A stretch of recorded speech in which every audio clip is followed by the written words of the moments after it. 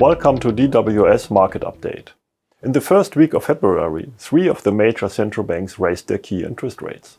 First, the Fed increased its key rate by 1/4 percentage point to a good 4.5%.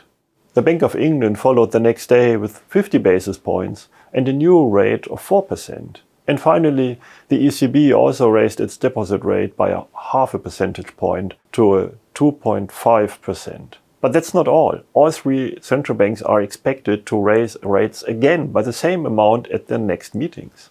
The markets initially reacted positively to this, although rising interest rates are a burden on the bond market and on the stock market. This is probably because markets are already looking past the current increases and expecting interest rate cuts again. However, we are not so sure that central banks will cut rates again anytime soon. It is true that the inflation rate seems to have passed its zenith in most countries. But central banks look primarily at the core rate, that is, prices without food and without energy. And this core rate often gives a better idea of how current monetary policy is working.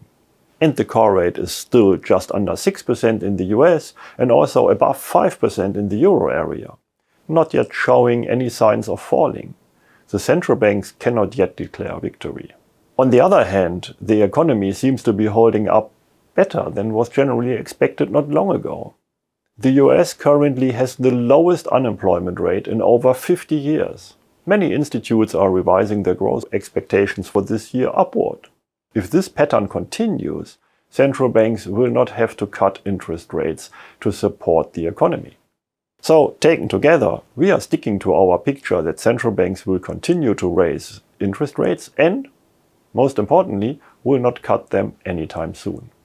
What does that mean for investors?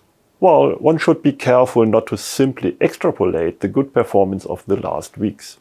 Once the markets get the message that interest rates could rise further, things can quickly get uncomfortable again on the markets. However, this should not scare long-time investors. When the markets take a deep breath, these are always good buying opportunities. Those who have an equity savings plan can even benefit from such setbacks in the long term. With this, I say goodbye until next time.